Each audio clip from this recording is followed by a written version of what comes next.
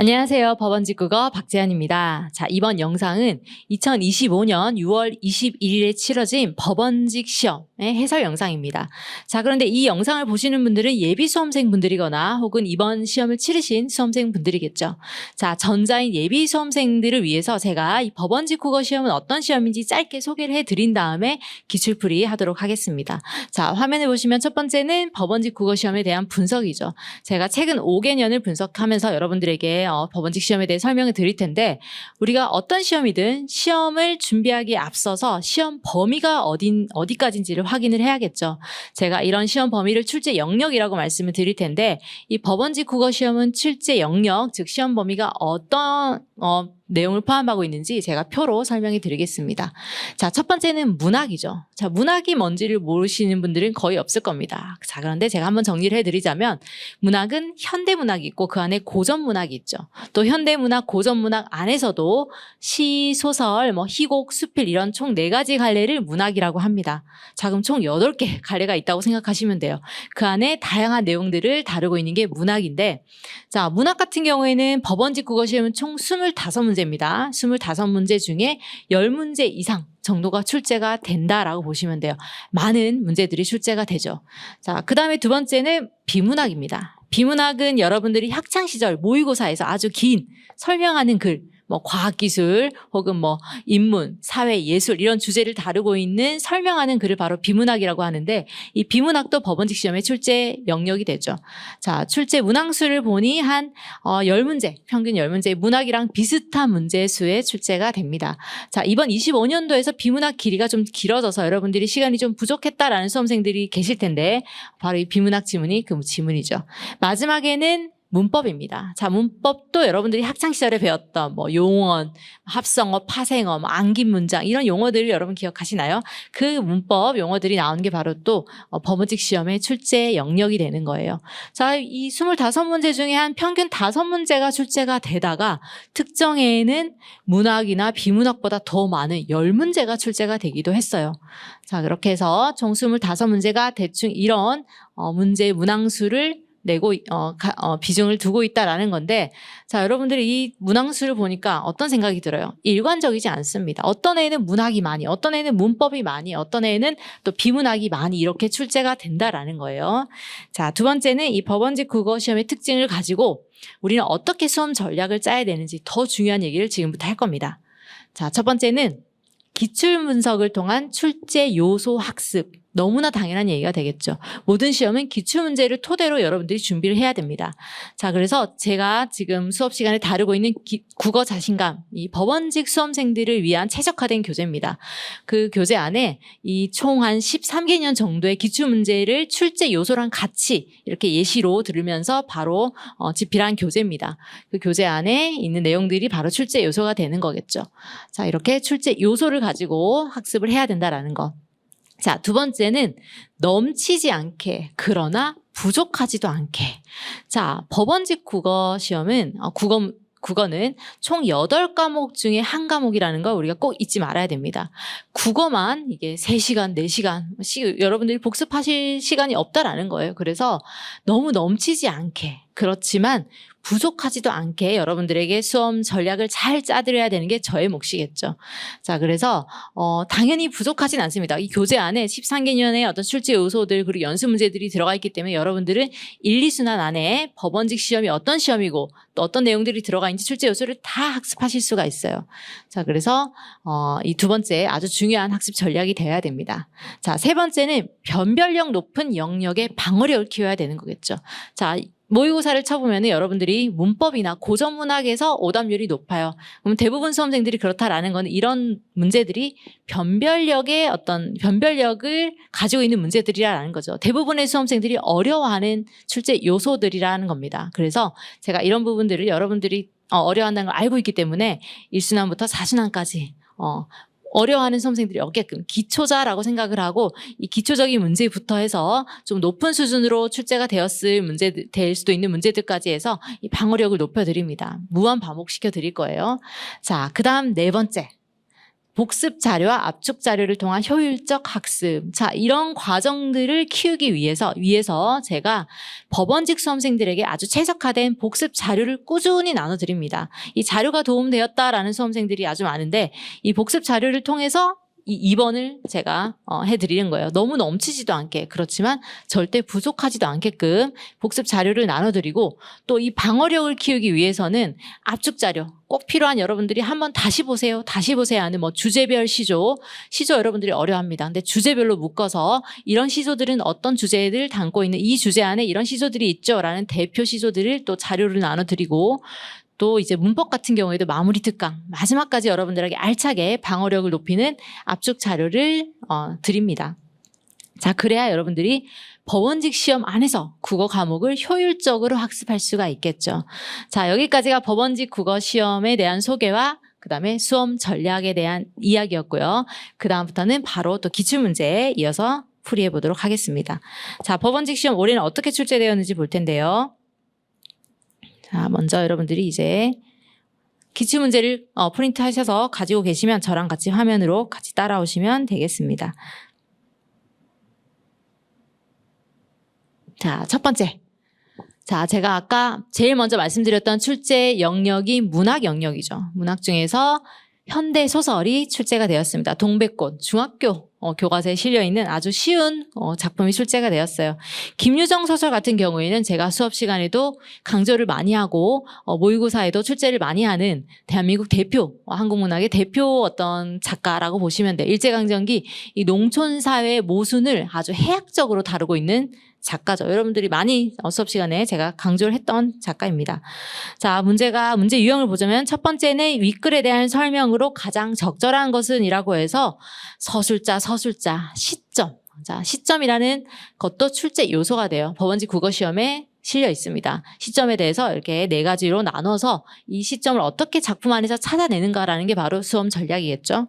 자, 그래서 시점에 관한 것에 대한 문제였고, 2번은 서술상 특징. 자, 소설이 문제가 나오면 서술상 특징, 즉 표현과 관련된 문제가 나오고 뒤에 장면을 이해하는 장면 일치 문제가 나와요. 자, 마찬가지로 나왔죠. 서술 방식에 대한 설명으로 가장 적절하지 않은 것은 그러면 선지를 보니 역순행적 구성 혹은 뭐 대화나 행동 묘사,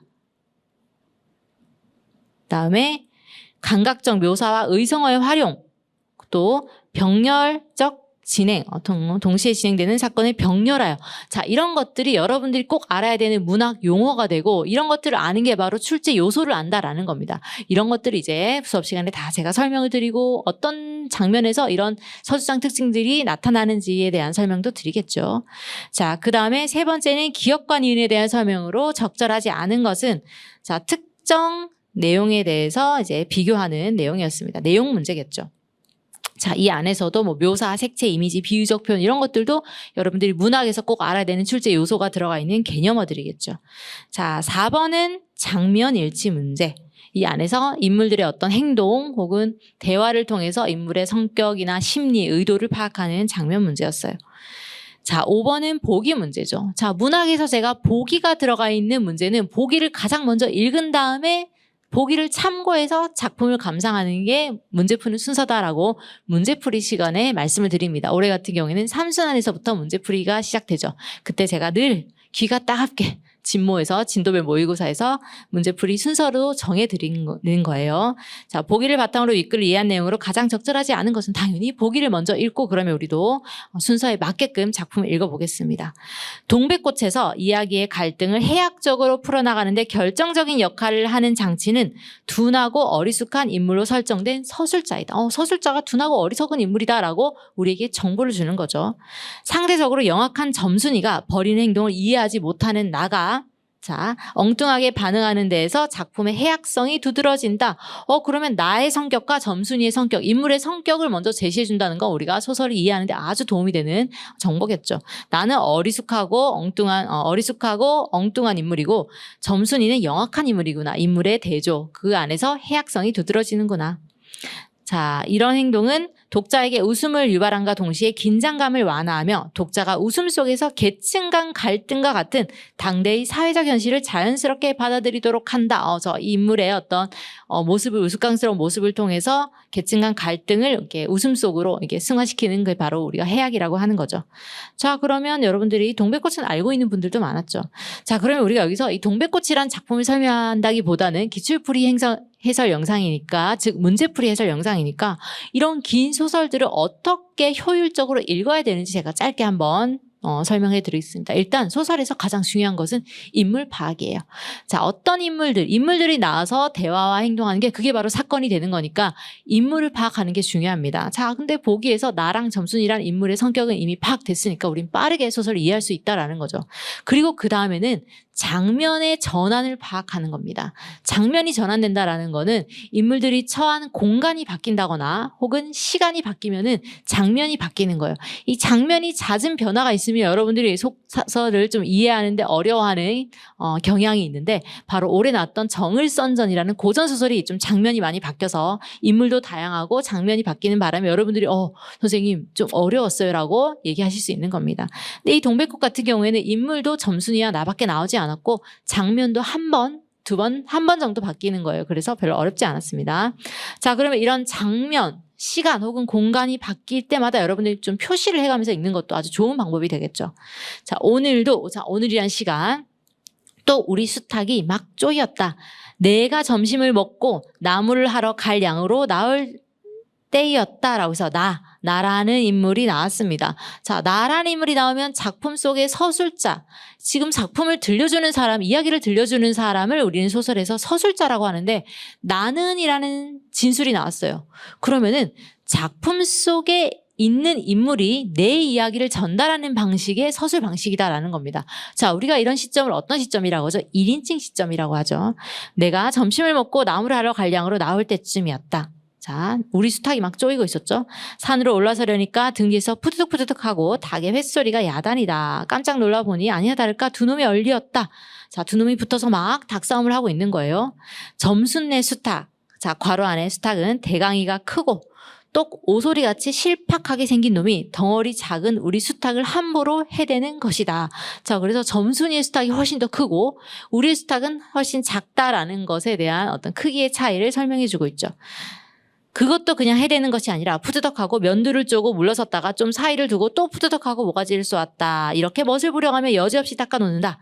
그러면 이 못생긴 것은 쪼일 적마다 주둥이로 땅을 받으며 그 비명이 킥킥할 뿐이다. 물론 미처 아물지도 않은 면두를 또 쪼여 붉은 선열은 뚝뚝 떨어진다. 자, 어때요 여러분? 그냥 닭싸움을 했다라고 하면 될 것을 닭싸움의 장면을 아주 자세하게 설명하고 있죠. 우리가 이걸 두 글자로 뭐라 그러죠? 묘사라고 합니다. 그럼 여기서 지금 닭이 싸우는 장면을 자세하게 묘사하고 있어요.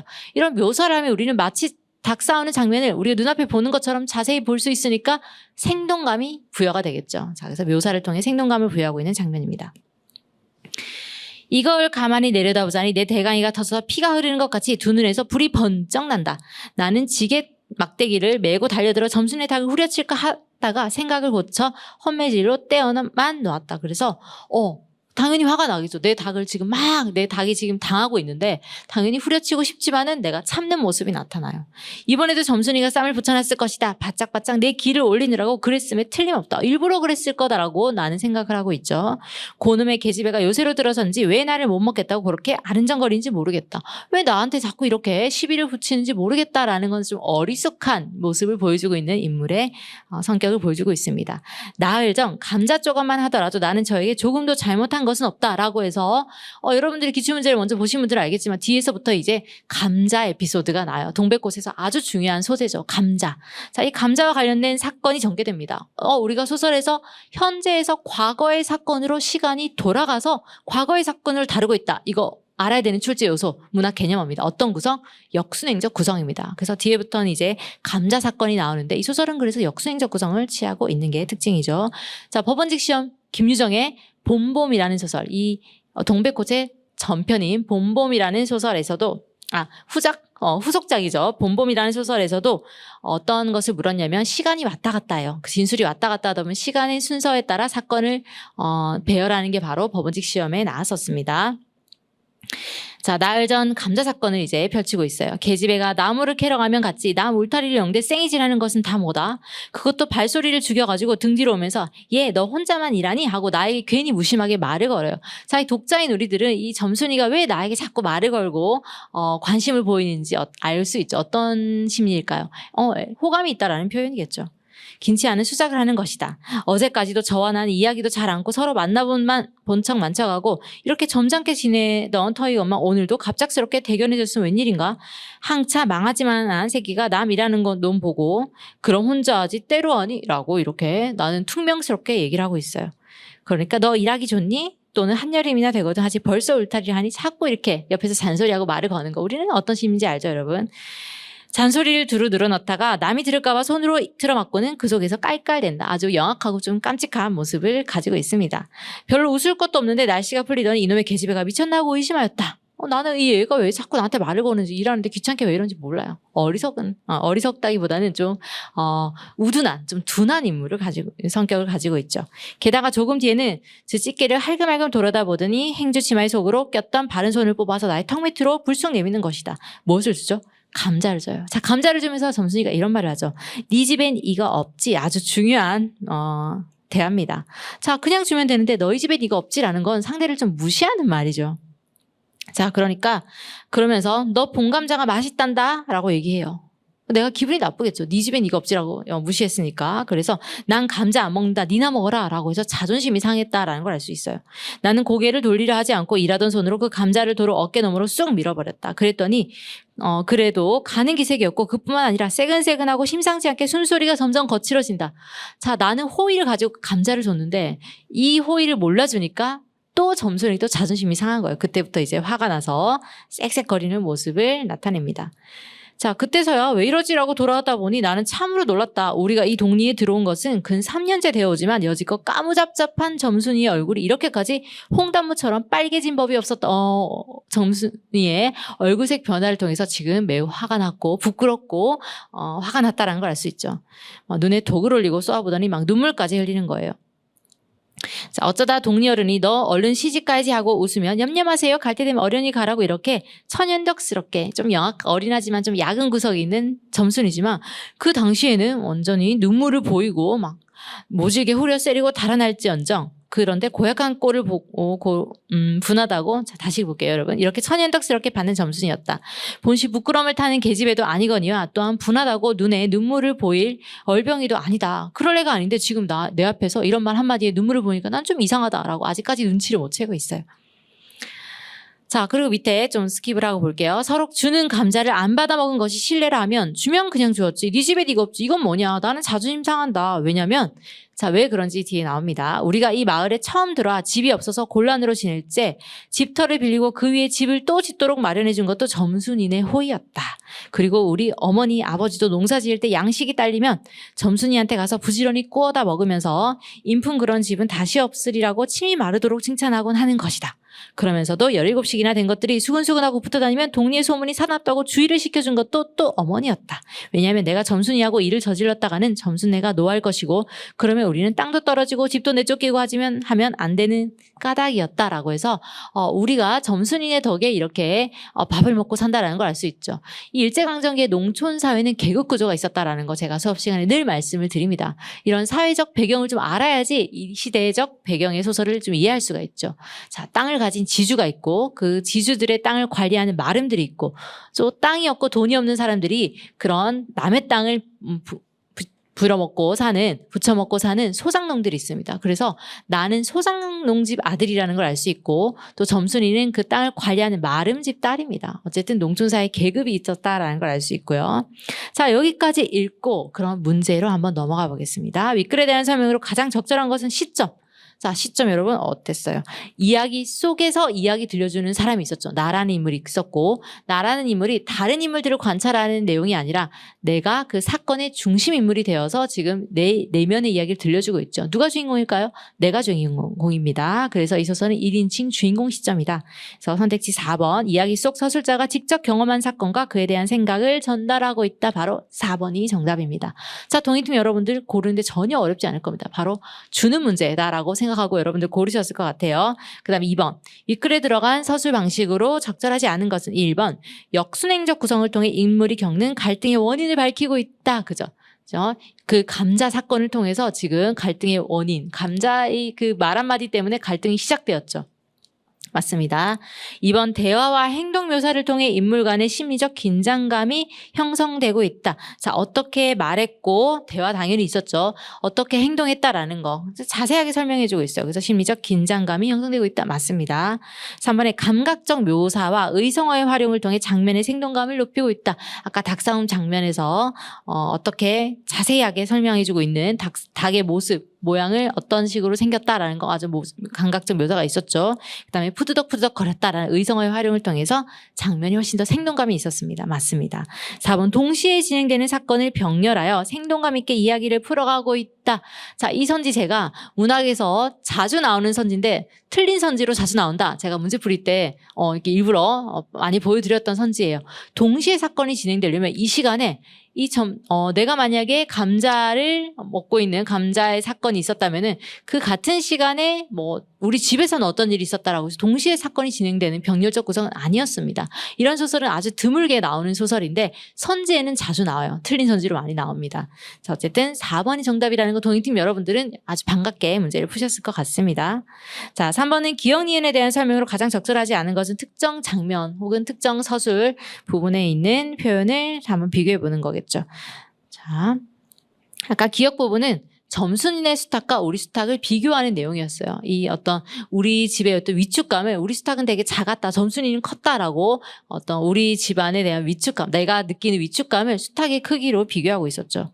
그 다음에 니은에서는 점순이가 까무잡잡한 얼굴이 빨갛게 변했다라는 장면인데, 자, 이 부분에 대한 설명으로 적절하지 않은 것을 보겠습니다. 자, 1번에 기억은 수탉의 대조적인 외양 묘사를 통해 점순이와 나 사이의 관계를 상징적으로 보여주고 있다. 맞죠? 어떤 계급의 차이를 수탉의 크기로 상징적으로 보여주고 있습니다. 2번에 니은은 색채 이미지를 대조적으로 활용하여 인물의 감정적 동요를 감각적으로 형성하고 있다. 그죠? 까무잡잡한 얼굴이 빨갛게 홍나무처럼 변했다라는 건 색채의 대조, 감정적 동요 맞습니다. 3번 기억과 니은은 모두 비유적인 표현을 통해 대상의 외양적 특성을 생동감 있게 묘사하고 있다. 자, 아까 기억에서도 뭐뭐처럼이라는 비유적 표현 드러나 있었죠. 오소리 같이 실팍하다 이런 것들. 그 다음에 니은에서도 있었습니다. 홍당무처럼 이런 것들 비유적인 표현 맞습니다.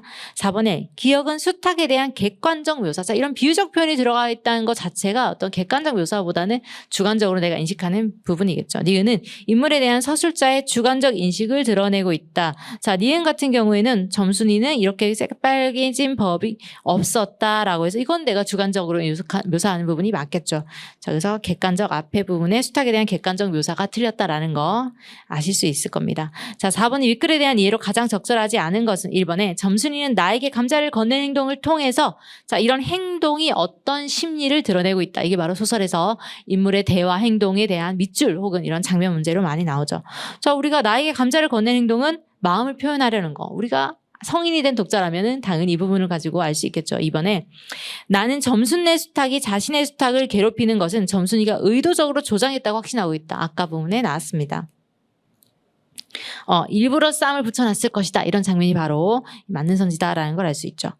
그 다음에 3번에 나의 가족은 점순네 집안의 경제적 도움을 받고 있어. 맞죠? 둘 사이의 관계가 발전하는 것을 긍정적으로 생각한다. 아니죠. 어머니가 오히려 수근수근 된다. 사람들이 수근수근 되면 안 된다. 조심시키고 있는 서술을 통해서 긍정적인 게 아니라 오히려 더 조심시키고 있다. 가까이 가지 못하게 하고 있다는 걸 알 수 있죠. 3번이 틀렸습니다. 4번에 나는 네 집에 이가 없지라는 점순이의 말을 자기네 집이 잘 사는 것을 생색내는 것으로 받아들여 기분이 상했다. 자, 이 말 때문에 나는 점순이의 호의를 알지도 못하고 그냥 자존심이 상했다라는 걸 알 수 있죠. 자, 4번은 맞습니다. 자, 그럼 5번에 보기 바탕으로 이해한 내용으로 적절하지 않은 것은 1번에 계속 자신을 괴롭히는 점순이의 의도를 알아채지 못하고 왜 나를 못 먹겠다고 아령거리지 모르겠다라고 표현한 것은 서술자인 나의 둔감함을 드러내어 웃음을 유발한다. 맞죠? 아까 보기에서 이런 어리숙한 인물의 모습이 또 해학적인 부분이다라고 설명했었죠. 맞습니다. 2번에 나가 점순이에게 그럼 혼자 하지 때로 하니? 라고 퉁명스럽게 대답하는 것은 내면의 호감을 계층의식으로 인해 억누르는 서술자의 어리숙함을 드러내 웃음을 유발한다. 자, 일부러 내가 호감을 억누른다라는 게 아니라 얘는 어리숙하니까 호감을 내가 지금 호감을 느끼고 있는 단계가 아니에요. 혼자 하지 때로 아니라는 거는 괜히 나한테 왜 말을 걸어 눈치가 없는 나죠. 그래서 호감을 억누른다라는 것은 인물의 성격을 잘못 파악하고 있다라는 거죠. 인물의 성격이나 심리를 잘못 파악하고 있는 거죠. 2번이 틀렸습니다. 3번이 점순이의 감자 선물을 거절하면서 난 감자 안 먹는다 니나 먹어라 라고 무뚝뚝하게 대응하는 장면은 어떻게 해석해볼까요? 점순이의 호의를 알아차리지 못하는 서술자의 엉뚱한 반응. 자, 보기에 나온 장면 설명이 드러난 장면 맞죠? 4번에 점순의 수탉을 후려칠까 하다가 생각을 고쳐먹고 헛매질만 떼어만 놓는 장면은 나와 점순의 집안 사이의 계층 차이라는 당대 사회적 제약의 영향을 받는 서술자의 모습. 그죠? 함부로 대하지 못하는 거. 그 점순의 수탉마저도 함부로 대하지 못하는 모습은 이 계층 차이에서 오는 어떤 위축감을 보여주고 있는 서술자의 모습이죠. 맞습니다. 자, 이렇게 동백꽃에 실려있는 네 문제는 어렵지 않았어요. 우리가 흔히 말하는 이제 주는 문제다라고 얘기해도 될 정도로 어렵지 않은 현대소설 네 문제였습니다. 자, 다음 6번 문제 보겠습니다. 6번은 문법 문제죠. 자, 이렇게 법원직 국어시험 문제에서는 문법 문제는 보기 안에 설명을 해준 다음에 이 내용을 근거로 추론하는 문제들이 바로 문법 문제입니다. 하지만 우리는 미리 다 대비를 해놔야겠죠. 이 보기 안에 있는 내용은 나의 지식이거나 아니면 문제를 풀어봤던 문제들이어야 됩니다. 자, 이번 법원직 국어시험에서 문법 문제는 이 알차게 수험 생활을 잘 준비했던 출제 요소들을 다 잘 학습했던 수험생이라면은 문법 문제는 좀 쉽게 출제가 됐습니다. 6번 같은 경우에도 대표적으로 음절 끝소리 규칙, 제가 마무리 특강 때도 엄청 첫 번째로 강조했던 음절 끝소리 규칙이 나오면은 뒤에 연음이 될 때와 또 뒤에 실제 형태소가 왔을 때 연음되지 않고 음끝규, 음절 끝소리 규칙 적용된 다음에 연음되는 경우가 있다. 이거 두 가지를 여러분들이 잘 구별하시라라고 강조를 했는데 바로 첫 번째 문법 문제로 나왔죠. 자, 하나의 자음으로 끝나는 말 뒤에 모음으로 시작한 형식 형세소가 결합할 경우 받침을 그대로 옮겨 음절의 초성으로 발음하는 모습, 이거 우리가 연음이라고 합니다. 자, 이걸 연음이라고 한다. 만약에 그런데 받침을 가진 말 뒤에 모음으로 시작하는 실질 형태소가 온다면은 여러분 너무 쉽게 푸셨겠죠. 그때는 받침이 대표음으로 바뀐 후에 음절의 초성으로 이동하는 모습을 보여준다. 자, 이게 받침이 대표음으로 바뀐다. 음절 끝소리 규칙. 자, 대부분의 말들은 이 두 원칙을 따르지만 이 원칙을 따르지 않는 예외인 경우도 있다. 자, 이 두 가지 경우가 아닌 경우를 고르면 되겠죠. 자, 그러면 기억에 해당하는 경우는 지금 받침 뒤에 어떤 말이 와야 돼요? 받침 뒤에 형식 형태소. 자, 형식 형태소. 자음으로 끝나는 말 받침 뒤에 으로, 이, 을, 이 같은 경우에는 다 조사입니다. 실질적 의미가 없어요. 모음으로 시작하고 형식 형태소. 자, 그러면 기억 같은 경우에는 다 해당하는 내용입니다. 1번 1, 2, 3, 4가 다 앞으로, 무릎이, 꽃을, 부엌이라고 해서 다 받침이 그대로 연임이 돼요. 그러면 이제 니은에서 구별이 되겠죠. 자, 그러면 받침 있는 말 뒤에 모음으로 시작하는 말이 왔는데 이번에는 모음으로 시작하는 실질적 의미를 가지고 있는 형태소가 와야 돼요. 그러면 없다 같은 경우에 해당되겠죠. 얼굴도 해당됩니다. 어미도 해당됩니다. 음은 어때요? 음은 접사죠. 음 자체는 말 웃다라는 동사를 명사로 만들어주는 명사 파생 전미사입니다. 그래서 얘는 선지가 하나 제외가 되는 거예요. 자, 없다, 얼굴, 어미 같은 경우에는 맛이라는 앞에 있는 받침이 대표, 맛, 디귿으로 바뀐 다음에 맛없다가 되는 거겠죠. 옆 얼굴도 옆얼굴이 아니라 옆 비읍으로 대표음으로 교체가 된다면 여벌굴이 되겠죠. 저더미도 마찬가지입니다. 저 디귿으로 교체된 다음에 저더미가 되겠죠. 자, 그러면 니은은 1, 2, 3번이 다 맞다라는 거죠. 자, 그럼 디귿 같은 경우 이 두 가지 원리가 아닌 걸 골라야 되는데 웃어른 같은 경우에는 어때요, 여러분? 웃 받침 뒤에 어른이 이때 어는 실질 형태소죠. 그러니까 니은에 해당한 예시이기 때문에 얘는 예외가 아니겠죠. 우더른이라고 했죠. 대표음 디귿으로 바뀐 다음에 연음이 되는 우더른. 덮이다 같은 경우에는 자, 이는 접사입니다. 그래서 덮이다.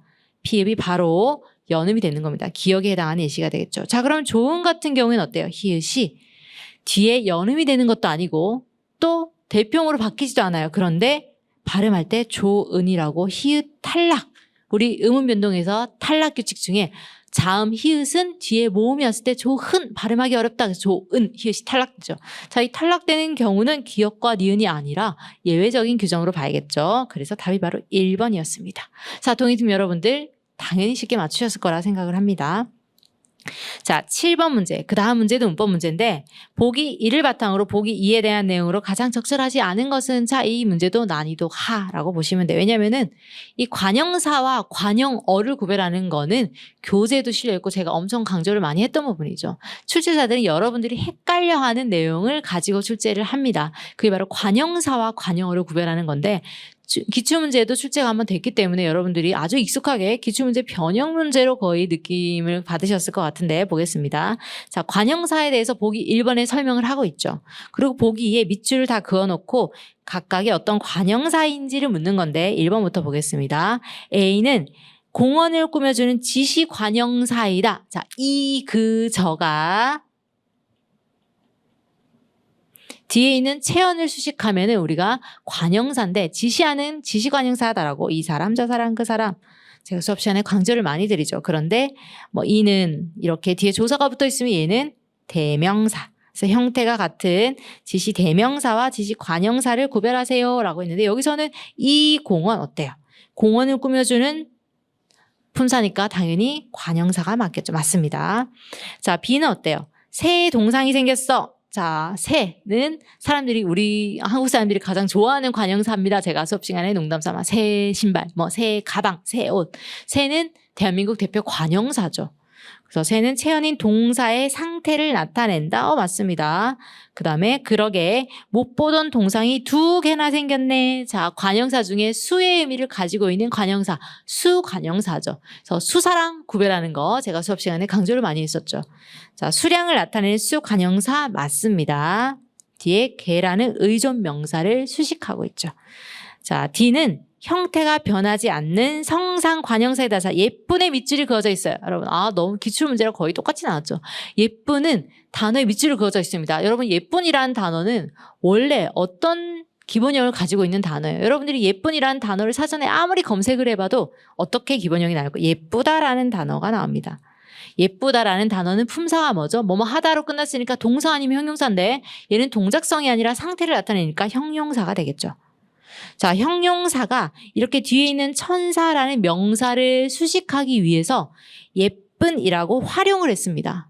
자, 이렇게 형태만 바꾸는 경우에는 동사나 형용사가 형태만 바꿨을 경우에는 품사가 바뀌는 건 아니에요. 그냥 기능만 바뀌었을 뿐입니다. 얘의 단어의 종류는 관형사가 된 게 아니라 그대로 형용사라고 봐야겠죠. 그래서 성상 관형사다라고 했다라는 거 틀렸습니다. 자, 물론 문장 성분으로 보자면 예쁘는 관형어라는 문장 성분은 맞아요. 즉 기능은 체언을 꾸미고 있지만은 이 단어의 종류는 관형사가 아니라 형용사다라고 보셔야겠죠. 기출문제 똑같이 나왔어요. 자, 이거 다 맞추셨을 거라고 생각을 합니다. 자, 8번은 갑자기 중세국어가 나왔죠. 중세국어. 자, 보기를 참고해 중세국어를 이해한다고 할 때 기역과 니은의 사례로 가장 바르게 짝지어진 것은 자, 보기에 뭐래요? 모음조화. 제가 올해 아주 동행팀 모의고사 칠 때 아주 강조했던 부분이 여러분 이 모음조화를 구별하는 문제 중세국어에서 아직 나오지 않은 아주 귀한 출제 영역입니다. 이거 꼭 알고 가셔야 돼요라고 해서 여러분들이 오답률이 높아서 제가 똑같은 문제를 한 번 더 출제했던 것도 여러분 기억하시죠? 그러니까 출제 그 정답률이 좀 올라가지고 여러분 이제 좀 아시겠네요라고 설명을 드렸던 부분인데 모음조화는 이 중세국어와 현대국어의 어떤 또 약 공통점과 차이점을 가지고 있는 아주 중요한 출제 요소예요.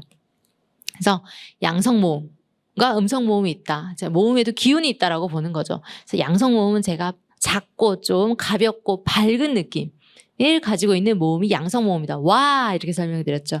그래서 아래아랑 오랑 아가 양성모음이었고 음성모음은 좀 크고 무겁고 그런 어두운 느낌을 가지고 있는 기운을 가지고 있는 모음이 음성모음입니다. 그래서 워 제가 설명드립니다. 그래서 으랑 우어가 음성모음이었어요. 자, 그래서 모음조화라는 거는 중세에는 이런 양성은 양성모음끼리 같이 쓰고 음성은 음성모음끼리 같이 쓰는 즉 모음끼리 서로 조화롭게 같이 붙여 쓰는 걸 모음조화라고 하는데 그걸 바로 설명하고 있는 게 복입니다. 모음조화는 양성모음은 양성모음끼리 어울리고 음성모음은 음성모음끼리 어울리는 현상이다. 그래서 중세에서는 현대국어보다 훨씬 더 철저하게 잘 지켜졌습니다. 현대국어도 물론 모음조화를 잘 지켜지고 있는 부분도 있지만 현대로 오면서 어떤 파괴되고 있는 부분도 많기 때문에 중세가 훨씬 더 잘 지켜지고 있다라고 봐야겠죠. 자, 그러면은 이 모음을 그냥 찾아서 고르면 돼요. 양성끼리 잘 어울리는 조합을 찾으면 자, 아래아 뒤에 아래아가 쓰인 의가 쓰였어요. 얘는 양성 모음끼리 쓴 겁니다. 자, 중세는 사람이란 아로 끝나는 체언 뒤에 또 아로 끝나는 조사가 왔죠. 양성끼리 잘 쓴 거예요. 자, 근데 우 뒤에 어가 왔어요. 자, 그러면 음성 모음이니까 3번은 틀렸죠. 4번도 우랑 의가 왔어요. 자, 음성 틀렸습니다. 자, 그럼 1번, 2번 중에 답이 되겠죠. 자, 2번이 음성끼리 온 경우여야 되는데 아 뒤에 이가 왔어요. 자, 그 뒤에 은이. 자, 아 뒤에 플러스 은 이렇게 되겠죠. 연음이 됐으니까. 오 뒤에 아가 왔으니 이건 뭐예요? 양성이죠. 양성. 근데 2번은 어때요? 꿈이라는 우 뒤에 플러스 애가 온 경우입니다. 그래서 음성으로 끝나는 체언 뒤에 또 계열도 음성 계열입니다. 그래서 계열도 음성이니까 음성 뒤에 음성이었으니까 바로 답이 2번이 되는 거겠죠. 자, 이것도 우리 동의팀 여러분들은 이거 모의고사 변형 문제인데 라고 싶으실 정도로 많이 제가 수업 시간에 강조했던 출제 요소죠. 모음조화 잘 맞추실 거라고 제가 생각을 합니다. 자, 그 다음에 이제 고전 소설이에요. 제가 아까 출제 영역에서 고전 문학도 출제가 되는데 그 안에 이제 고전 소설. 아까 동백꽃은 현대 소설이라고 봤다면 이 정을성전은 고전 소설이 되겠죠. 자, 고전 소설도 제가 교재에서 아주 탄탄하게 수업을 진행을 합니다. 이 고전 소설은 주제별로 제가 수업을 쫙 이제 작품을 정리를 하는데 이 고전 소설을 선생님 어려워요. 판타지 같아요. 무슨 말인지 잘 모르겠어요. 자, 그렇기 때문에 제가 특별히 더 풍자 소설, 애정 소설, 영웅 소설, 또 군담 소설 이런 식으로 신화부터 조선 후기의 풍자 소설까지 주제별로 이렇게 카테고리별로 다 묶어서 수업을 진행합니다. 그리고 이런 주제별로 돌아가면서 제가 모의고사에서 출제를 해요. 여러분들이 많이 연습을 할 기회를 드립니다. 걱정을 안 하셔도 돼요. 자, 그러면 이번에 고전 소설은 솔직히 고전 소설은 한동안 출제가 잘 되지 않았어요. 산문 중에서는 고전 수필이 출제가 되고 대부분 고전 시가 시조나 고려 가요나 가사 이런 부분이 출제가 되다가 몇 년 만에 아주 오랜만에 고전 소설이 출제가 됐습니다. 하지만 전 영역을 다 학습을 해야 되기 때문에 제가 모의고사에는 고전 소설을 늘 이렇게 거의 빠짐없이 출제를 했었어요. 그래서 동의팀 여러분들은 고전소설 우리가 평소에 좀 읽었던 주제나 혹은 방식대로 읽으셨으면은 그렇게 낯설게 다가오진 않으셨을 겁니다. 하지만 이 정을선 중에 어떤 특정 장면을 당연히 수록을 했겠죠. 근데 장면 변화가 좀 많았고 인물이 좀 많이 등장했어요. 그래서 앞에 동백꽃보다 여러분들이 읽는데 훨씬 더 시간이 많이 걸렸을 거고 꽤나 높은 집중력을 요했을 겁니다. 문제 유형부터 한번 볼게요. 자, 9번은 윗글에 대한 설명으로 가장 적절한 것은 자, 아까 현대소설도 마찬가지고 이 소설 같은 경우에는 표현상 특징 혹은 문학 개념화가 들어가 있는 내용 전개 방식 이런 것들이 이제 형식과 관련된 문제가 하나 나오고 또 뒤에 보면은 유부인은 금섬은 이런 식으로 인물의 어떤 행동 심리를 통해서 장면을 파악하는 내용상 특징 묻는 문제. 그다음에 11번 같은 경우에는 인물의 대화가 많은 경우에는 현대소설 중에 읽다 보면은 말하기 방식, 말하는 의도, 발화 의도 이런 것들을 묻는 문제가 있어요. 이것도 마찬가지죠. 기억 일에 대한 설명을 가장 적절한 것은이라고 해서 이렇게 이 대화는 이런 의도에서 말한 것이다 라고 발화 의도를 묻는 문제였죠. 자, 그러면은 자, 이 소설 어떻게 읽었으면 됐을까? 어떻게 읽었으면 좀 더 쉽게 내용 일치 문제에 맞출 수 있고 또 장면들을 잘 이해할 수 있었을까? 자, 고전소설 같이 한번 읽어보겠습니다. 차설, 각설 이런 것들은 고전소설에서 나오는 표지어들이에요. 내용이 있는 말이라기보다는 다음 이야기는 자, 말하자면 이런 내용입니다. 의미가 없어요. 그냥 무시하면 되는 거예요. 금섬이 제 집에 돌아와 제 부모더러 부인을 하던 말을 낱낱이 전하니 부모가 참혹히 여겨 가로되 너는 아무쪼록 계교를 베풀어 부인을 살려내라 라고 얘기하고 있어요. 자, 인물 지금 3명이나 등장했어요. 이 짧은 3줄 안에 금섬이라는 인물이 나왔고, 그 다음에 금섬의 부모가 지금 이 대화 장면에 있고, 그 다음에 이 대화 안에 등장하는 부인이라는 인물이 나옵니다. 자, 그래서 인물 제가 3명 다 동그라미를 쳤어요. 인물 파악하는 거 아주 중요합니다. 그리고 집에 돌아와라는 거는 아까 공간, 제가 공간의 이동 혹은 시간의 변화라는 건 장면이 변하는 거기 때문에 주의 깊게 표시를 해둬라. 왜냐면 어떤 장면에서 인물의 어떤 장면이 어떤 행동을 했고, 어떤 장면에서 어떤 심리, 어떤 시간의 선후 관계를 묻는 문제도 기출문제에 많이 나옵니다. 이런 건 여러분들이 그냥 놓치고 읽기 때문에 틀린 경우가 많아요. 즉 실수해서 틀리는 경우가 많기 때문에 이런 읽기 습관을 한번 들여보시는 걸 추천드립니다. 그래서 제 집에 돌아와. 금섬이 집에서 지금 부모랑 금섬이랑 대화하는 장면인데, 부인이 어떤 일에 처했어요 라고 얘기하니까 부모가 야, 너 빨리 부인을 살려내 라고 대화하고 있죠. 금섬이 말하기를, 유 부인이, 앞에 나온 부인이겠죠. 명일에, 명일이라는 거는 밝을 명자를 써서 다음날이라는 뜻입니다. 금일 하면 지금이고, 작일 하면 어제 작자를 써서 어제라는 뜻입니다. 그래서 명일은 다음날.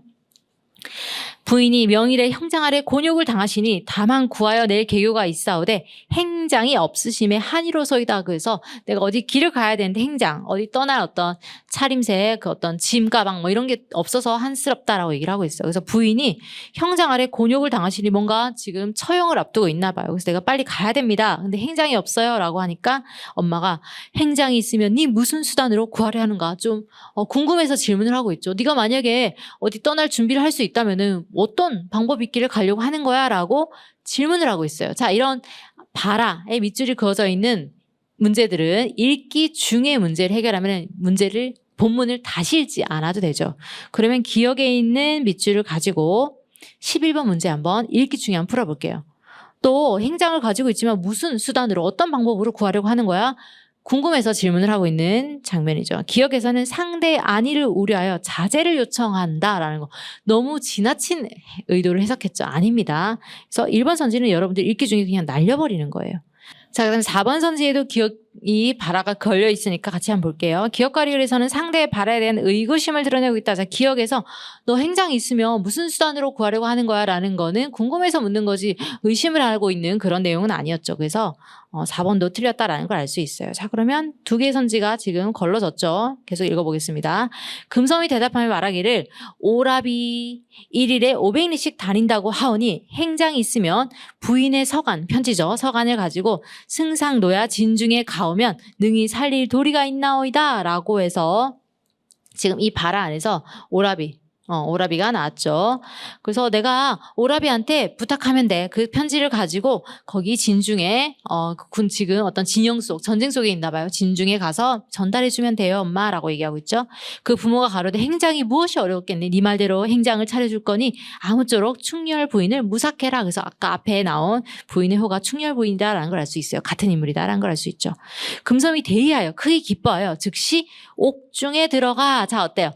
어머니와의 대화 이후에 장소를 이동했습니다. 이런 게 바로 장면 변화인데 여러분들이 이런 것들도 표시를 해두시면 장면이 이렇게 흘러가는 내용을 좀 더 잘 파악할 수 있죠. 옥중에 들어가 부인이 나왔죠. 부인을 보고 제 부모와 문답하던 말을 고하고 서찰을 청한데 자 편지를 좀 써주세요. 내가 전달해 드릴게요 라고 하니까 부인이 말하기를 네 오라비 나를 살리고자 하니 이 은혜를 어찌다 갚으리오 고마워 라고 얘기하고 있죠. 언파에 말이 끝나자 눈물을 흘리며 서간을 주건을 금섬이 받아가지고 자 편지를 받아가지고 나왔다라는 것도 장면이 변했죠. 제 오라비 호철을 불러 오라비 호철 나왔습니다. 인물 새로 동그라미 해야겠죠. 편지를 주며 말하기를 사세 지금 사건이 지금 시세가 지금 상황이 급박하니 너는 주야 배도하여 다녀오라. 빨리 갔다 와. 그래서 조심히 다녀오라 라고 부탁을 합니다. 하고 옥중에 다시 들어가요. 오빠한테 편지 전해주고 다시 들어가서 호철 보낸 사연을 고하고 왕비 침전에 근시하는 시비 월매를 불러 왕비 침전에 가까이서 모시고 있는 시비. 자, 시비는 제가 그 시조에서 시비를 열고 닫는다라고 하면 살인문, 문을 시비라고 하고 고전소설에서 인물 이름 앞에 나오면 여종이다라고 말씀을 드렸죠. 자, 나왔습니다. 시비 월매, 종 월매를 불러서 말하기를 충렬 부인의 참혹한 일을 너도 알려니와 우리 등이 아무쪼록 살려냄이 어떠하뇨? 어때? 이렇게 살려내면 어때? 라고 물어보고 있죠. 그러니까 월매가 어찌하면 살려내리오? 라고 해서 상대방의 말에 동의하고 있습니다. 금섬이 대답하여 말하기를 명일 아침이 되면 왕비 상소하여 죽일 것이니 왕비가 부인을 죽이려고 할 것이니 자 명일은 다음 날이죠. 우리 관계치 아니하나 충렬 부인이 무죄히 죽으니 불쌍하고 또한 복중의 승상의 혈육이 아깝도다. 자 뱃속에 혈육이 있어요. 즉 임신한 상태라는 걸 알 수 있죠.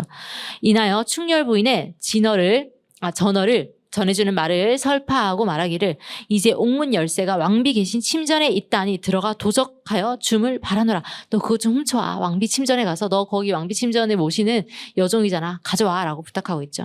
월매가 오케이 하고 승낙하고 가더니 이윽고 열쇠를 가져왔습니다. 장면이 빠르게 변하고 있죠. 가서 열쇠를 가지고 오니 금섬이가 말하기를 나는 이렇게 할 것이니 너는 이렇게 해라 해서 요약적으로 대화를 하고 있습니다. 월매가 눈물을 흘려 말하기를 나는 너 가르친 대로 하려니와 네 부모를 어찌하고 몸을 버리려 하느니 나는 이렇게 해서 네 가르친 대로 할 건데 너는 어떻게 몸을 버리려고 하는 거야 라고 하니까 자 금섬이가 탄식하며 말하기를 우리 부모는 나의 동생이 여럿이니 설마 부모의 경상이 편치 못하리요. 사람이 세상에 나섬에 장부는 입신양명하여 나라를 섬기다가 난세를 당하면 충정을 다하여 죽기를 무릅써 임금을 도움이 직분이요. 노주간 종과 주인간은 상전이 급한 일이 있으면 몸이 마치도록 섬기다가 죽는 것이 당연하니 내 일이 하는 것은 나의 직분을 다함이니 너는 말리지 마. 부디 내 말대로 시행하여 부인을 잘 보호해라고 해서 상대방에게 나의 의도를 잘 전달하고 있죠. 자 그러면 여기서 지금 읽기 중에 말하기 방식 중에 니은이랑 디귿 리을 다 이어서 보겠습니다. 자 니은에서는 자신의 목표에 상대가 함께 따라주기를 제안하고 리을에서는 자신의 생각에 상대가 따라주기를 요청하고 있다. 자 어때요? 자, 니은 보겠습니다. 니은 아무쪼록 살려냄이 어떠하뇨라고 월매한테 자신의 목표를 따라주길 제안하고 있는 거 맞죠? 그 다음에 리을에서는 나는 이게 나의 도리야. 말리지 마. 부인을 그 대신 잘 보호해줘라고 해서 자 맞죠 여러분? 다시 읽어볼게요. 리을에서는 자신의 생각에 상대가 따라주기를 요청하고 있다. 맞습니다. 그래서 읽기 중에 답이 2번이다라는 걸 바로 여러분들이 풀 수 있어야 시간을 아낄 수가 있죠. 자, 이거는 문제 풀이 때 제가 좀 더 자세하게 연습을 여러분들에게 많이 시켜드릴 겁니다. 자, 그래서 이제 들어가니 그래서 리을까지 읽었죠. 자, 중력 부분 줄거리 보겠습니다. 금섬을 월매가 훔쳐온 옥문 열쇠로 유 부인을 몰래 옥에서 꺼낸 뒤 유 부인의 옷을 입고 대신 죽습니다. 자, 희생하는 인물이죠. 그래서 금섬은 죽고 한편 유부인은 월매의 도움으로 지함 속에 숨어 아이를 낳고 겨우 목숨을 부지합니다. 아이를 낳았네요. 낳고 목숨까지도 부지하고 있습니다. 차시 월매가 독한 형벌을 당하고 옥중에 갇히었으나 저의 괴로움을 생각하지 아니하고 도리어 부인의 줄임을 장링하여 탄식하지 마지 아니하더라 라고 해서 이렇게 충성스러운 종의 모습을 보여주고 있죠. 다시 금섬의 오라비 유 부인의 글어를 가지고 아까 남동생에게 부탁했는데 이제 편지를 가지고 가는 거예요. 유 부인의 글어를 가지고 주야 배도하여 서평관에 다다라 라고 해서 이 지금 오라비가 서평관이라는 곳에 다다랐다라고 장면이 바뀌었죠. 진밖에 엎드려 대원수 노야 본대에게서 서차를 가지고 왔음을 고하니 자시 원수가 그 장수가 한번 북쳐 서용을 항복하고 백선을 진무하여 대연을 배설하여 상군으로 즐길새 장조리 희을하여 승전고를 울리며 즐기더라. 지금 전쟁에서 승리해서 막 기쁨을 누리고 있는 장면이 나오죠.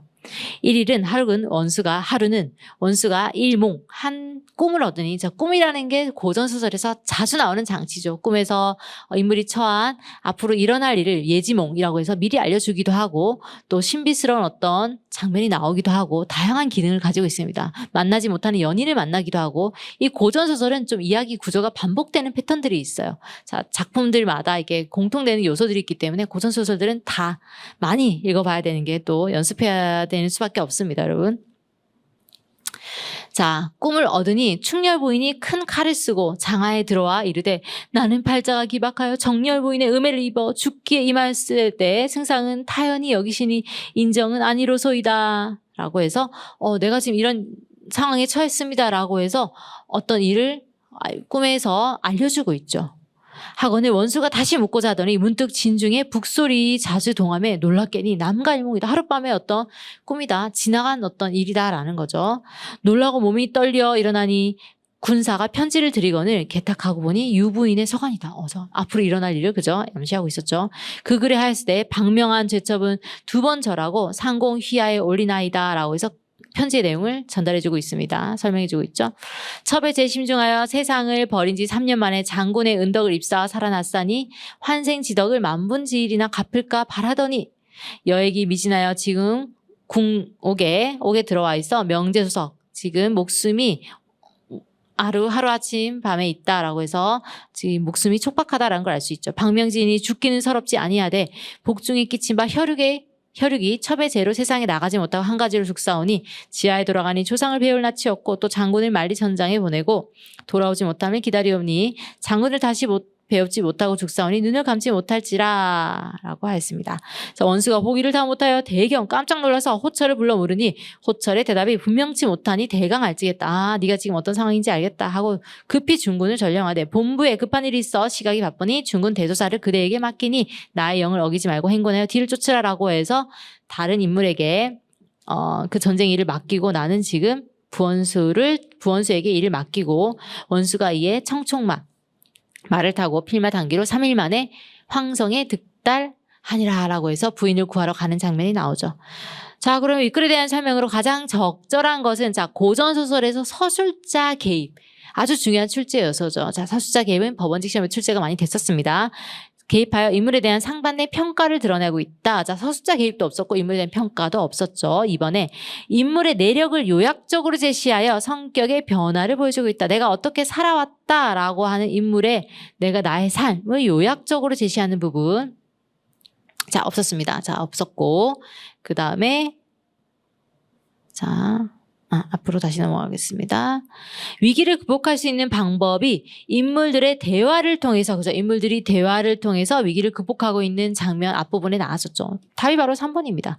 4번에 상황에 대한 인물의 반응을 과장되게 서술했다. 자, 어떤 반응이 과장되게 서술한다라는 거는 좀 비현실적인 어떤 내용들을 포함해서 과장되게 서술한다라는 건데 과장된 서술도 없었습니다.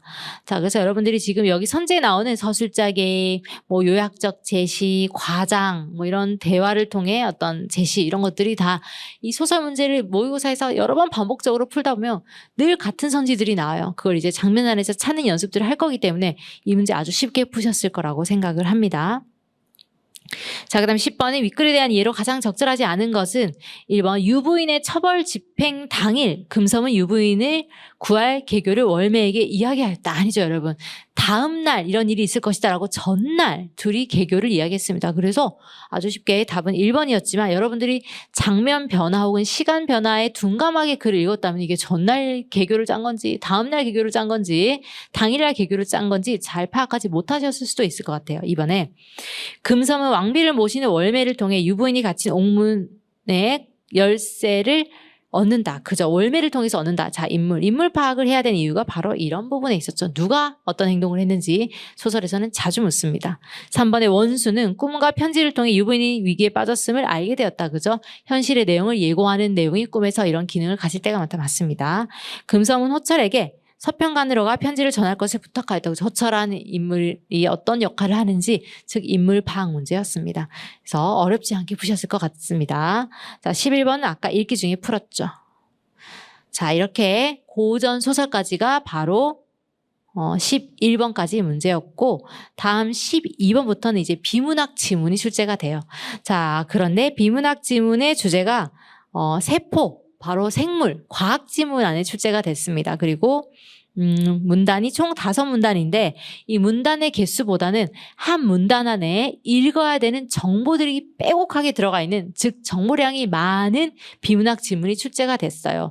자, 이때까지 나왔던 법원직 시험의 비문학 지문 중에 가장 정보량이 많다라고 제가 확실하게 말씀드릴 수가 있습니다. 이전 24년 기출문제만 보더라도 아주 적은 정보량을 가지고 있는 짧은 문단의 글이 출제가 됐었어요. 그래서 6문제 정도 비문학이 출제가 됐었는데 변별력이 아주 떨어지는 문제들이 출제가 됐었어요. 하지만 이번 비문학 지문은 꽤나 변별력이 높은 본문과 문제들이었습니다. 그래서 여러분들이 아주 집중력을 요하는 본문이었을 거예요. 하지만 우리는 모의고사를 풀 때 제가 다양한 난이도의 문제들을 본문들을 여러분들한테 연습시켜 드리죠. 그래서 정보량이 많은 글들도 연습을 했었고 우리는 또 정보량이 적은 법원직 종전에 출제되었던 기출문제 정도의 정보량도 연습을 충분히 했습니다. 그래서 이 문제를 읽을 때 여러분들이 연습하시던 대로만 했다면은 쉽게 흔들리지 않고 또 답을 골라낼 수 있었을 거예요. 문제의 유형 보겠습니다. 12번에 윗글에 대한 설명으로 가장 적절한 것은 그래서 어떤 방식으로 설명하고 있다. 내용 전개 방식. 비문학에서 늘 나오는 첫 번째 서술상 특징 묻는 문제죠. 자, 13번은 바로 여러분들이 집중해서 읽어야 되는 내용 일치 문제. 자, 이런 문제들도 제가 꼭 문단별로 읽고 내용 일치 선지 걸으세요. 제가 읽기 중에 문제가 풀려 있어야 됩니다라고 강조를 많이 하죠. 그래서 읽기 중에 여러분들이 문제가 풀려 있었으면 이것도 어렵지 않은 문제였을 겁니다. 자, 14번은 밑줄 혹은 빈칸 문제. 제가 추론하기 문제. 이런 문제 여러분들이 조금 어려워하는데 밑줄이나 빈칸 앞뒤에 있는 내용을 근거를 가지고 고르셔야 됩니다. 늘 말씀을 드리죠. 그래서 이것도 어렵지 않았습니다. 자, 15번은 문맥상 의미 혹은 어휘의 사전적 의미를 묻는 어휘 문제였는데 정말 이 15번 문제는 자, 드세요라고 바로 그냥 떠먹여주는 아주 가장 쉬운 문제였습니다. 그래서 따로 풀이는 하지 않을 거예요, 여러분. 단어의 의미 파악 바로 해보면은 적절하지 않은 거 답이 바로 나오는 문제였습니다. 자, 그러면은 우리 문단별로 글을 한번 읽어볼 거예요.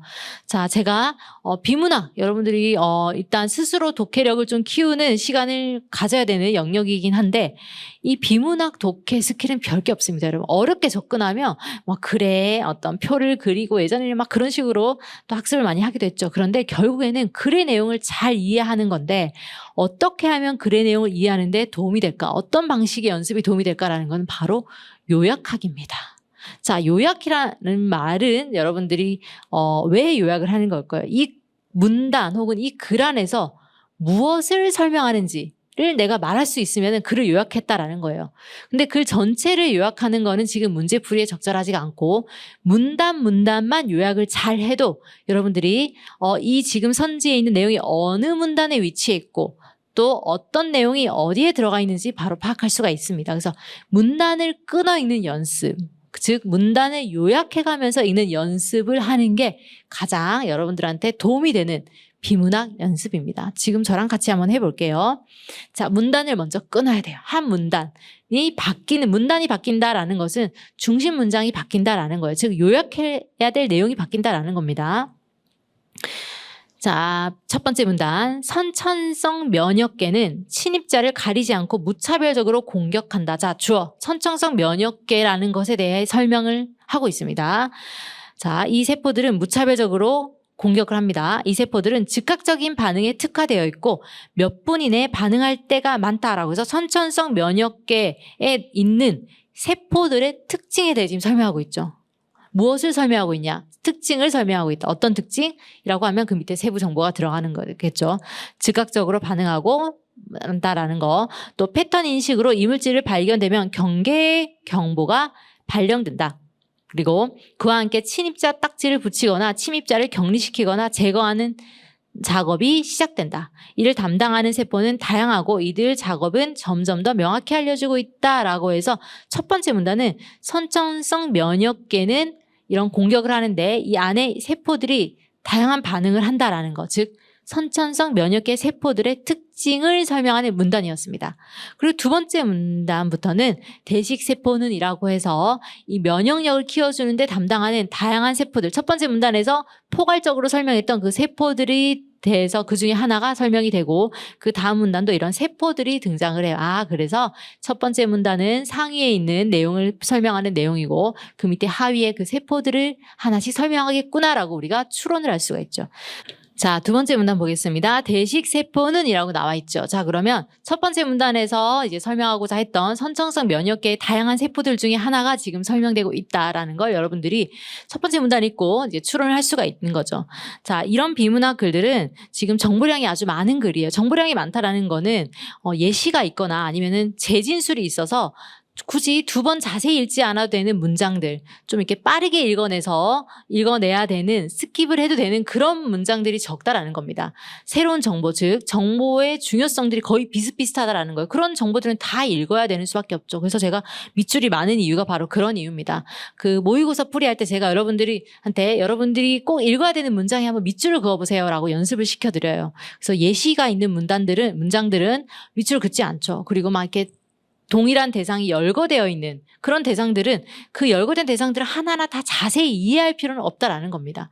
그런데 지금과 같은 것들은 이 세포가 가지고 있는 특징들이 이렇게 정보가 촘촘하게 다 비슷비슷한 같은 어떤 중요도를 가진 문장들이 이렇게 나와 있는 문장들은 사실 다 읽어야 되죠. 그래서 여러분들이 이 비문학 읽을 때 시간이 많이 걸린 게 당연합니다. 자, 읽어볼게요. 밑줄이 많이 있죠. 대식세포는 몸속에서 세균이나 이물질, 쓰레기 따위를 먹어치우는 식세포를 가리키는데, 자, 대식세포의 어떤 범주를 정해주고 있죠. 개념을 얘기하고 있습니다. 엄청난 대식가라는 의미에서 대식세포라고 한다. 여기 밑줄 필요 없겠죠. 이 세포들은 조직 내에 배치되어 있다가 긴급 상황이 발생되면 현장으로 급파되거나 아니면 예방 차원에서 위험지구에 주둔한다. 이 대식세포가 어디에 있는지 위치, 이 두 문장을 요약하면 대식세포가 어디에 있는 위치를 설명하고 있죠. 대식세포는 우리 몸의 적대적인 병원체를 발견하면 즉각 공격에 나선다. 병원체를 공격하는 세포입니다. 아까 그래서 먹어치운다라고 했죠. 대식세포가 병원체를 소화하는 과정. 자, 그러면 소화하는 과정은 다음과 같다 해서 과정을 이렇게 과정 순서대로 설명하고 있죠. 일단 병원체를 자신의 세포막으로 서서히 감싼 뒤 세포 내부에 또 다른 막으로 이루어진 파고솜을 만들어내고요. 그 다음에 파고솜에 병원체를 가두고 분해 요소를 함유한 리소점을 주입하고 그러면 병원체는 분해되어 완전히 제거된다라고 얘기하고 있어요. 자, 그럼 두 번째 문단 지금 정보量엄청 많아요. 대식세포는 어떤 세포를 가리킨다 개념을 얘기했고요. 그 다음에 대식세포는 어디에 위치한다. 그 다음에 대식세포는 이런 식으로 병원체를 소화한다라고 해서 이 세 가지 정보를 요약할 수 있어야 돼요. 그죠? 그러면 이런 정보들이 어디에 있었는지 여러분 선지에서 금방금방 찾을 수가 있겠죠. 자, 그러면 첫 번째 문단, 두 번째 문단 읽고 뒤에 내용 일지 13번 문제는 읽기 중에 바로 풀어버리면 좋겠죠. 대식세포는 이라고 1번에 나와 있어요. 병원체 침입에 취약한 조직에 배치되기도 한다. 자, 어디에 있다라는 위치 아까 나왔었죠. 아까 위험지구에 주둔하기도 한다라고 했습니다. 자, 그러니까 1번 선지가 말은 좀 바뀌었지만 이게 동일한 유의한 의미라는 걸 알 수 있죠. 병원체 침입에 취약한 조직에 배치되기도 한다. 맞다라는 걸 알 수 있어요. 나머지는 아직까지 나오지 않은 정보입니다. 자, 하나 선지 하나 걸렀고요. 자, 그 다음에 세 번째 문단 보겠습니다. 세 번째 문단은 백혈구 중에 가장 큰 단핵구는, 자, 단핵구가 중요한 핵심어가 되겠죠. 혈관을 떠나면 대식세포가 되는 세포이다. 마찬가지로 면역계를 담당하는 세포 중에 하나겠네요. 물론 이들의 포식 능력은 혈액 속에 있을 때 완전히 발달한다.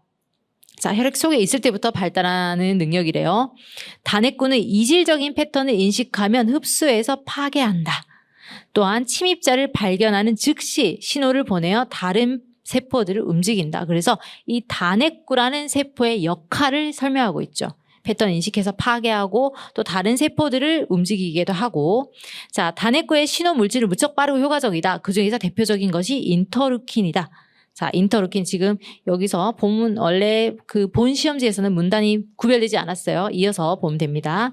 인터루킨은 열을 발생시켜 염증과 싸우는 일에 가담한다라고 해서 단핵구 신호 물질 중에 대표적인 것이 인터루킨. 자, 인터루킨이라는 기능에 대해서 또 따로 새롭게 정보를 전달하고 있죠.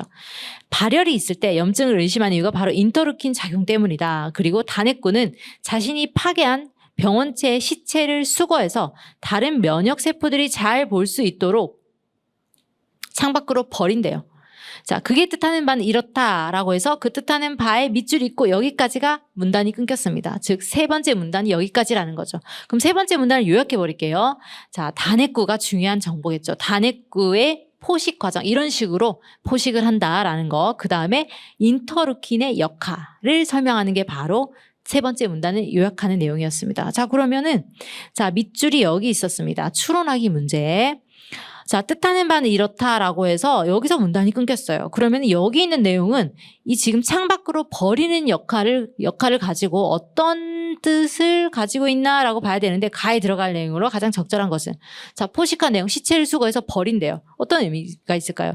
뭐 항체가 필요하다. 지금 그게 다네코의 역할이랑은 상관이 없었죠. 아군인이 공격을 멈춰라. 자, 병원체는 적군이죠. 그죠? 내가 죽여야 될 대상이니까 시체를 버린다라는 건 적군을 시체를 버린 거니까 적절하지 않겠죠. DNA 그물로 처리했다라는 게 다네코의 역할이 있었나요? 없었죠. 그리고 4번. 이런 것을 본다면 즉시 죽여라. 어때요? 이런 병원체들을 죽였으니까 너희들도 이걸 보면 죽여라는 걸 알리는 신호로는 적절한 내용이 되겠죠. 그래서 이 문제도 여러분 어렵지 않았습니다. 1, 2, 3번이 너무 정답이 아닌 오답이니까 4번밖에 답이 되지 않았어요. 그래서 앞에 수체를 수거해서 면역세포들이 다른 세포들이 잘 볼 수 있도록 버린다는 이유는 너희들 잘 봐. 이런 것들을 죽여라고 알려주는 역할을 하는 거기 때문에 바로 4번이 답이 되겠죠. 4번밖에 답이 되는 게 없었습니다. 자, 그래서 두 문제가 아니죠. 한 문제는 이렇게 풀리는 거고 그 다음 문단은 네 번째 문단. 과립구는 세 가지 유형으로 나뉜다라고 해서 어떤 세 가지 유형을 가지고 있는 또 새로운 정보를 가지고 있는 세포를 등장시킵니다. 이것들은 각각 임무가 다르다. 그중에서 가장 수가 많은 것이 호중구이다. 자, 과립구 중에서 이제 또 호중구 나오고요. 그 다음에 또 뒤에 나오는 호상구 나오고요. 호상구에도 표시를 해둬야겠죠. 호상구 나오고요. 그 다음에 마지막에 호염기구 이 세 가지 세포들을 나눠서 또 선천성 면역계 세포들 중에 세 가지를 또 설명하는 내용이었어요. 자, 그 중에 호중구는 가장 수가 많대요. 과립구 중에. 이들은 체내 세균 감염이 발생하면 다네코 및 대식세포와 함께 가장 먼저 세균이 발생하면 가장 먼저 부름을 받는다. 병원체를 포위한 뒤 잡아먹으려 하고 향균 및 항바이러스 물질을 분비한다. 포식활동은 대식세포와 비슷하지만 덩치가 작아 당연히 배가 빨리 찬다. 대신 이들은 삶의 마지막 순간에 끈끈한 DNA를 그물처럼 내뿜는다. 아까 그죠? 제가 생뚱맞은 선택지죠. DNA 그물 나오는 건 바로 이 호중구의 역할이었습니다. 그물처럼 내뿜는다. 호중구가 이렇게 끈적거리는 그물로 병원체를 칭칭 감아두면 병원체도 죽음을 맞는다. 자, 그물에는 독성 분자가 함유되어 있기 때문이다. 자, 그 다음에 그래서 호상구라는 다음 세포의 설명도 넘어가죠. 호상구는 LGE 항체와 협력해서 일한다. 그래서 항체와 협력해서 일한다. 기생충의 표면에 항체가 꽂히면은 이는 호상구에게 즉시 여기서 작업을 개시하라는 신호가 된다. 그래서 같이 협력해서 일한다라는 걸 이렇게 통해서 알 수 있죠. 그러면 호상구는 세포 내 작은 알갱이들에게 독성 물질을 방출한다. 그래서 어떻게 면역력을 우리가 키우는지 이 세포들이 어떤 역할을 하는지 지금 자세히 다 설명해주고 있는 겁니다. 이 물질은 병원체를 공격하는 동시에 다른 호상구를 불러들이기도 한다라는 거. 그런데 오늘날에는 위생과 의학 발달로 기생충과 접촉할 일이 거의 없기 때문에 호상구는 간혹 인간에게 해를 끼치기도 한다. 그래서 호상구가 인간에게 해를 끼치는 그런 예시를 또 설명해 줍니다. 알레르기로 천식이 발생하면은 호상구의 성분이 폐를 오히려 막 공격을 해버려서 인간에게 해를 끼치기도 한다라는 거죠. 자, 그 다음에 호염기구는 말 그대로 염기를 좋아하는 백혈구라는 뜻이다. 다른 면역세포들이 기생충을 방어하는 데 도움이 되는 신호물질을 발산한다.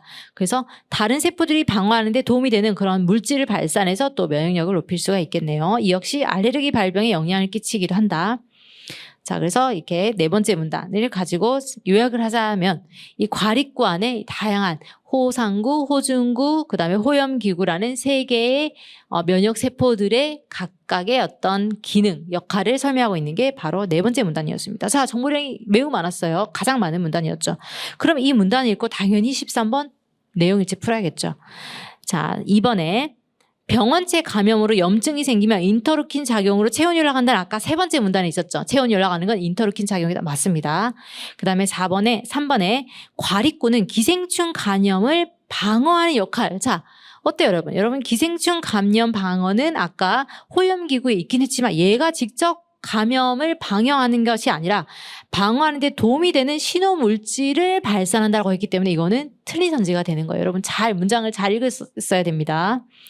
그래서 방어하는 역할을 하는 게 아니라 방어하는 데 도움을 주는 방어하는 데 도움이 되는 신호물질을 발산한다라는 거죠. 그래서 3번이 틀렸습니다. 자, 그 다음에 다음 마지막 문단 보겠습니다. 수지장 세포는 면역 체계의 주역이다. 이들은 신호물질을 내보냄으로써 외부 침입에 즉각 반응하고 T세포와 B세포가 올바른 방어 물질을 생산할 수 있도록 돕는 역할. 마찬가지로 수지상 세포의 역할을 설명하는 거죠. 자, 그다음에 이제 엄청나게 긴 팔로 항원이라 불리는 병원체나 그 성분들을 지속적으로 잡아내서 조각낸다. 근데 직접 먹지는 않고 몰려오는 면역 세포들에게 시식 음식처럼 보여준다. 그래서 직접 포식하진 않는다라는 게 특징이었네요. 그래서 수지상 세포의 기능을 설명하는 마지막 문단. 자, 13번에 수지상 세포는 포식 능력이 없다. 직접 먹지는 않는다라는 것과 지금 동의어죠. 그래서 4번도 적절하다라는 걸 알 수 있습니다.